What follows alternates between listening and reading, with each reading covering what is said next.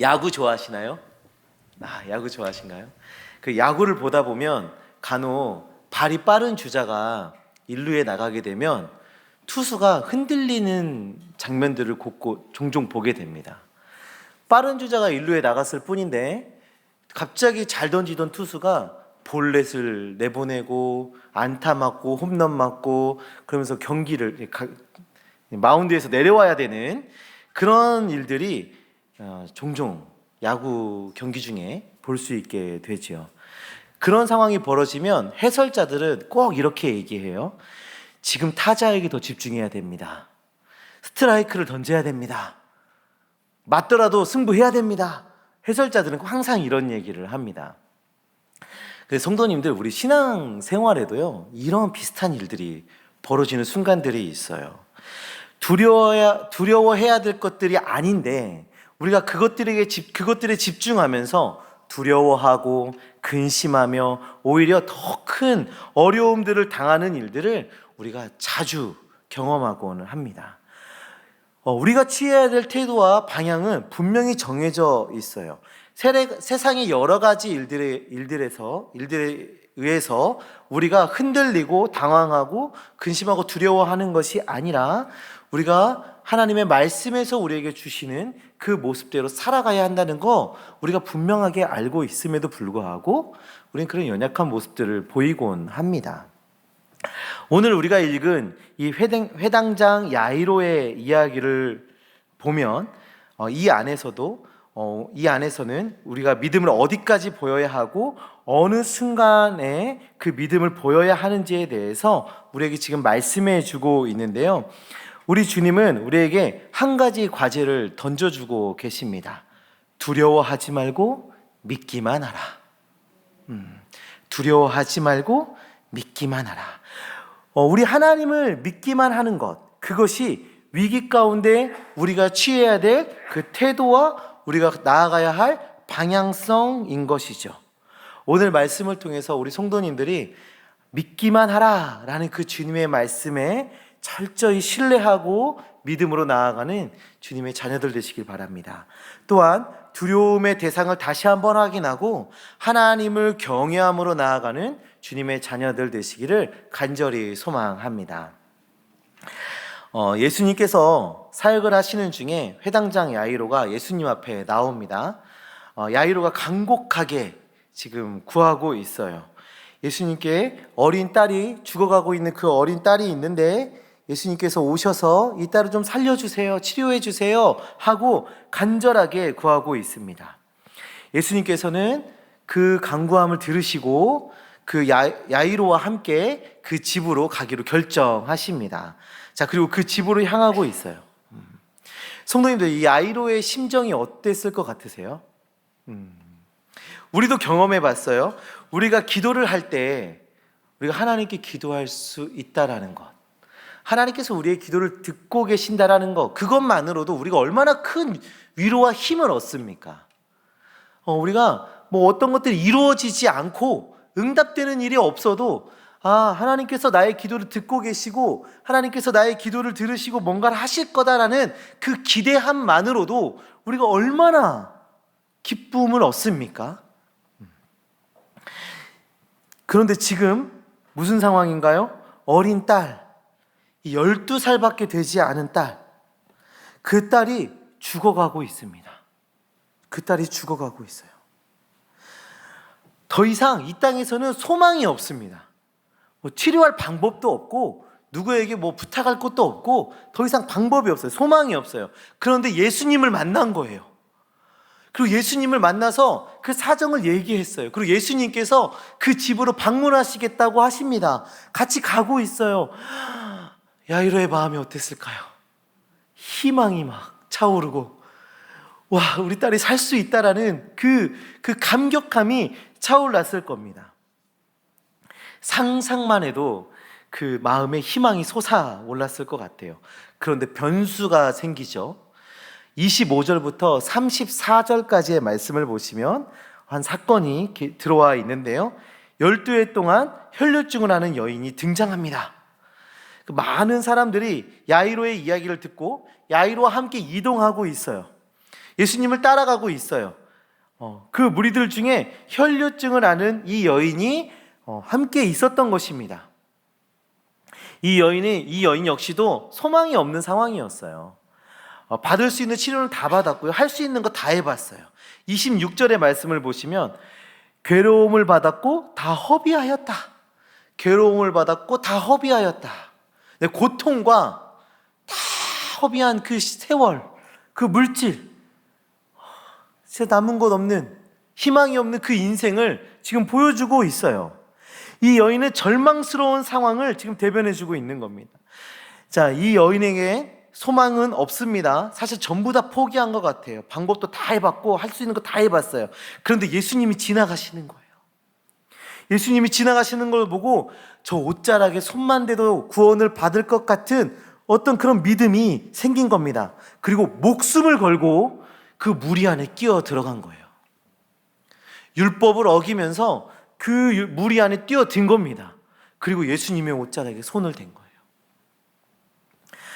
간혹 우리 성도님들을 만나서 신방을 하다 보면 언제부터 이렇게 예수님을 믿게 됐습니까? 이렇게 질문을 하면 이런 대답들을 하시는 분들이 있어요. 한때는 세상에서 잘 나갔는데 여러 가지 어려움들이 있어서 망하고 또 망하고 다시 일어나려고 했더니 또 망하고 소망이 사라지고 사라져서 와 죽을 것 같은 그 순간에 엉엉 울고 있는데 갑자기 교회 십자가가 보여서 저기 들어가야 살 것 같아서 그냥 들어왔다. 그게 내가 교회 나온 첫 발걸음입니다. 이렇게 말씀하시는 분들을 종종 만나보곤 합니다. 교회를 간다는 것이 어떤 뜻인지도 몰라요. 어떤 일이 벌어지는지도 몰라요. 교회에 가면 무엇을 배우고 무엇을 해야 되고 교회는 무엇을 가르치는지 아무것도 몰라요. 그런데 그냥 저길 가야 살 것 같다라는 그 믿음으로 그냥 교회에 오신 거예요. 지금 이 여인의 행동이 이런 것 아니겠습니까? 예수님의 옷자락을 만지는 게 어떤 일이 벌어지고 그것이 어떤 의미가 있고 예수님을 믿는다는 게 뭔지 자기는 아무것도 모르는데 그냥 저 옷자락이라도 잡아야 내가 살 것 같은 그런 간절함, 그런 믿음, 그것들이 있었다라는 것이죠. 그래서 놀라운 일이 일어나죠. 우리 29절의 말씀인데요. 우리 함께 읽도록 하겠습니다. 29절입니다. 이에 그의 혈류 근원이 아멘. 12해 동안 할 수 있는 거 다 해본 이 여인이 치료받지 못했는데 이 순간 그 질병이 치유된 것입니다. 성경은 이 이야기를 정말 극적으로 이야기해주고 있어요. 혈류 근원이 곧 마름에, 혈류 근원이 곧 마름에, 질병의 근원이 완전히 치료됐다라고 말씀하고 있는 거예요.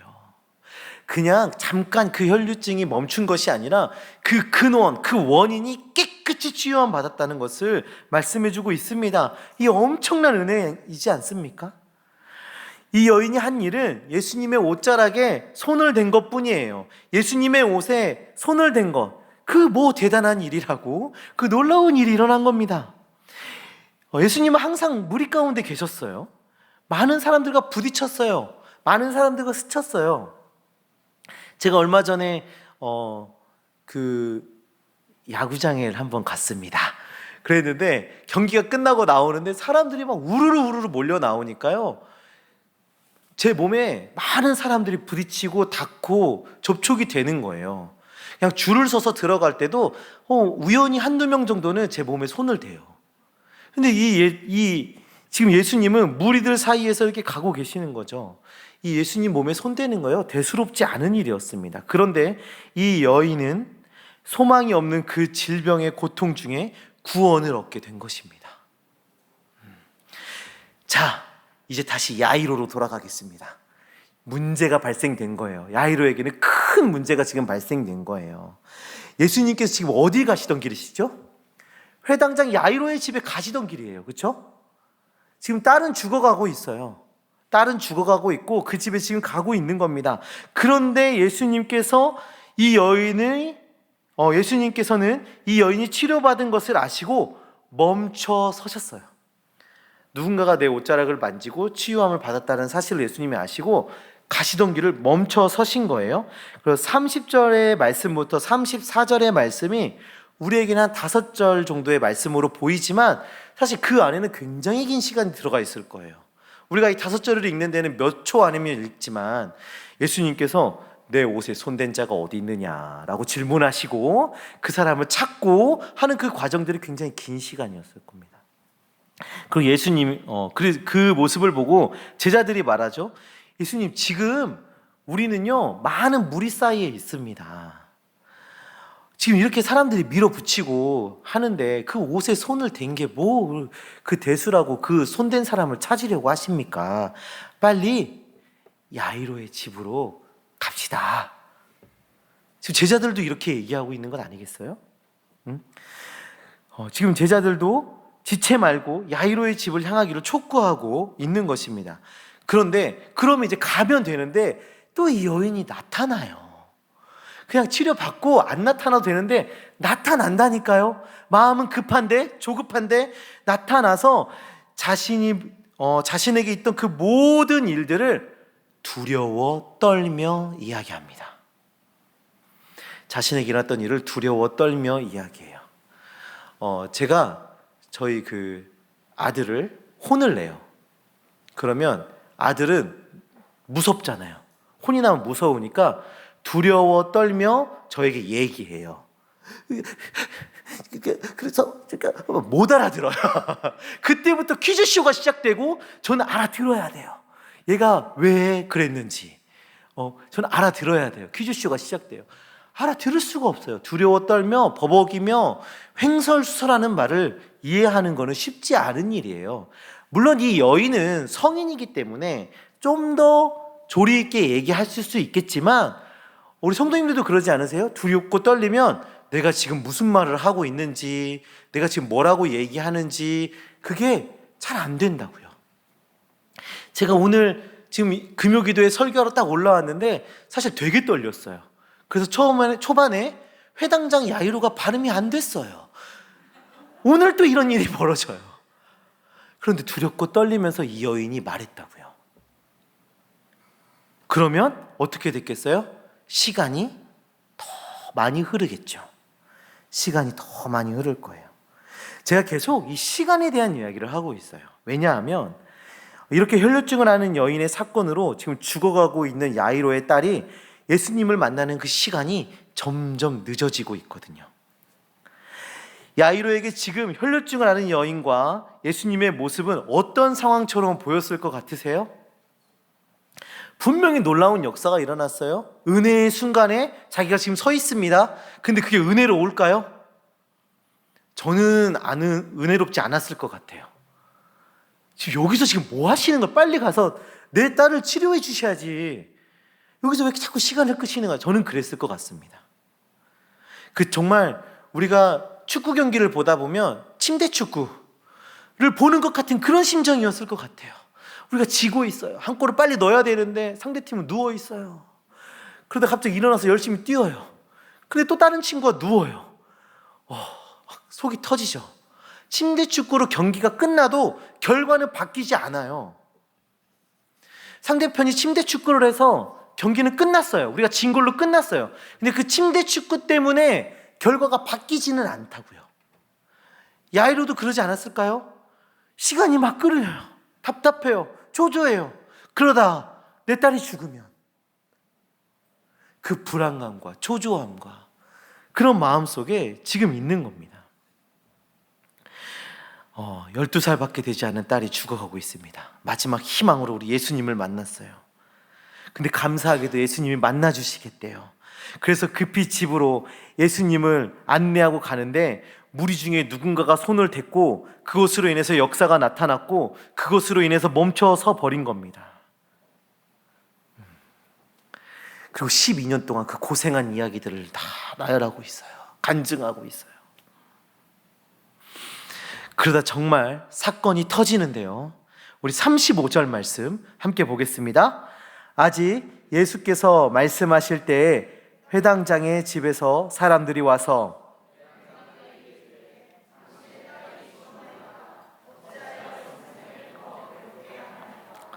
아멘. 35절 서두에 보시면 예수님은 여전히 그 여인과 말씀을 나누고 계십니다.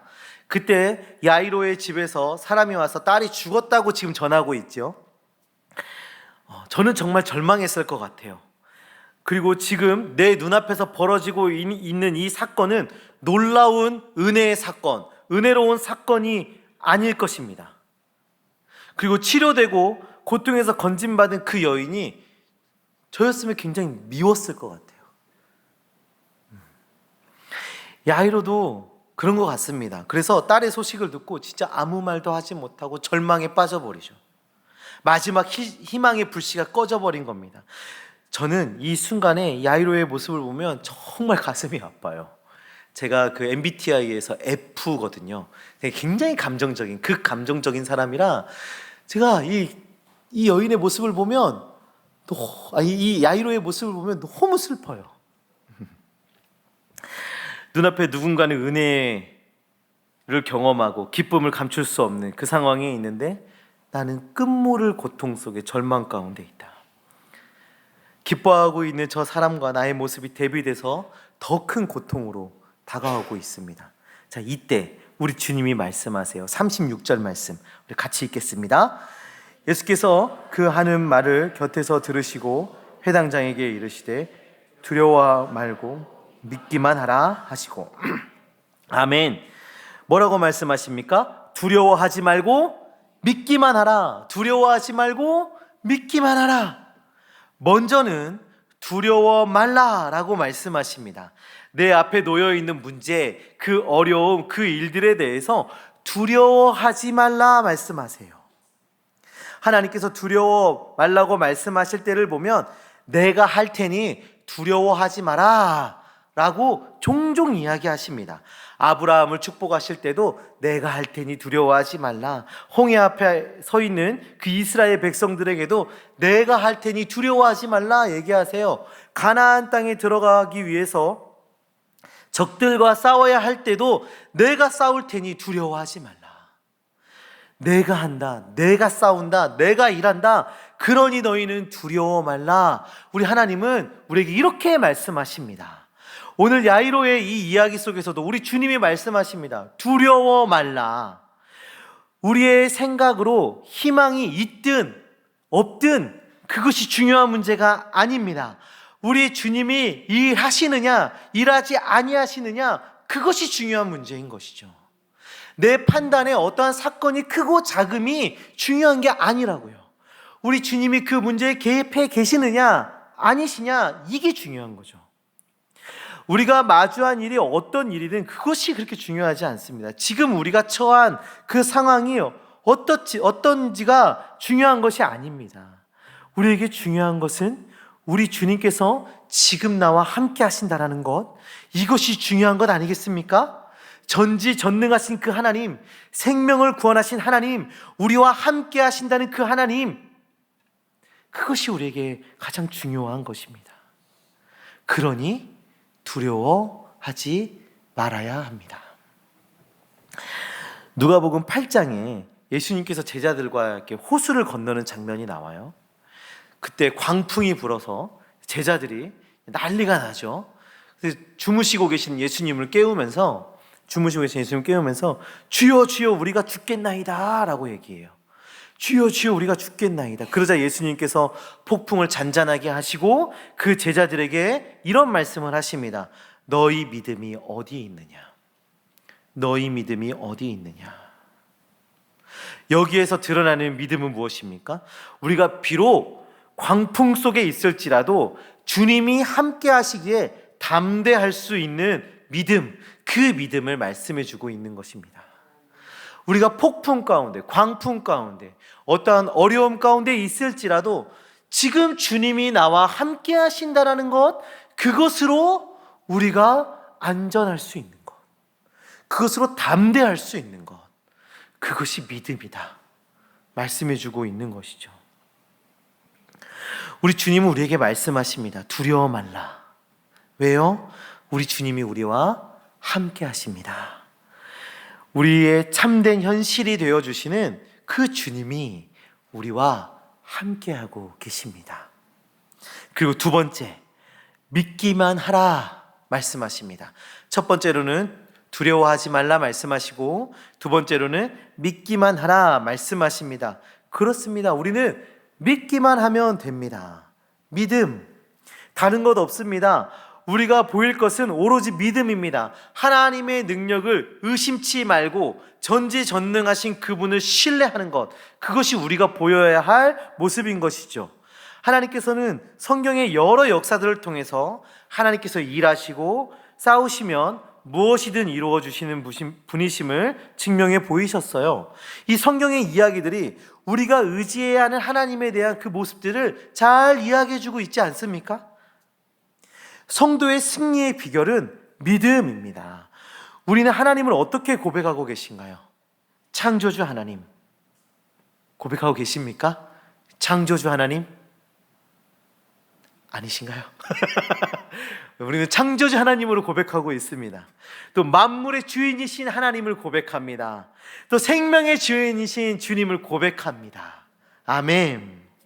그 믿음을 우리의 삶에서도 보이셔야 합니다. 창조주이세요. 만물의 주인이세요. 생명의 주인이십니다. 그 하나님을 신뢰하시고 그 믿음을 우리의 삶 속에서도 보이셔야 합니다. 그 믿음을 우리의 삶에서 보이셔야 되는 거예요. 하나님을 신뢰하고 의지하며 하나님이 하실 것이라는 그 담대함으로 나아가셔야 하는 겁니다. 그리고 더 나아가 우리에게 주어진 그 모든 것이 하나님의 역사임을 고백하며 나아가는 것입니다. 믿음의 고백과 실천으로 나아가는 주님의 자녀들 되시기를 간절히 소망합니다. 야이로는 지금 극심한 슬픔과 좌절에 빠진 상태입니다. 그때 우리 주님은 두려워하지 말고 믿기만 하라 말씀하시고 야이로의 집에 가시죠. 그리고 이미 싸늘한 시신이 되어 있는 그 야이로의 딸을 향해서 일어나라 말씀하십니다. 그러자 그 딸이 일어납니다. 그리고 식사를 합니다. 완전히 살아난 것이죠. 비록 고통을 당하던 한 사람이 치유되는 과정을 보면서 자신의 딸의 사망의 소식을 들어야 했던 그 야이로, 슬픔의 끝을 보고 좌절을 본 야이로는 그것보다 더 큰 기쁨을 얻게 됩니다. 그가 그런 은혜를 경험할 수 있었던 것은 그의 문제 가운데 우리 주님이 계셨기 때문입니다. 내가 바라던 때, 내가 바라는 방법이 아닐 수 있어요. 우리 주님이 우리에게 계획해 놓으신 것은 내가 바라던 때와 내가 생각하는 그 방법이 아닐 수 있습니다. 그 문제 안에 우리 주님이 계신 것, 그 자체가 은혜의 시작입니다. 사랑하는 성도님들은 어떤 고통 가운데 계십니까? 우리는 어떠한 기도 제목들을 가지고 계십니까? 우리의 아픔, 우리의 고민, 우리의 문제 가운데 우리 주님이 개입하시고 일하시도록 우리의 모든 문제를 주님께 맡기시는 주님의 자녀들 되시기를 간절히 소망합니다. 우리가 걸어가는 그 고난의 길에, 그 시험의 길에 우리 주님이 함께 계신다면 주님의 때에 주님의 방법으로 분명하게 선한 일을 이루실 것입니다. 우리는 그 주님을 믿으면 됩니다. 두려워하지 않고 믿으면 됩니다. 두려우신가요? 주님이 말씀하십니다. 두려워하지 말라. 고통 중에서 구원받기를 원하시나요? 우리 주님이 말씀하십니다. 믿기만 하라. 세상은 두려운 대상이 아닙니다.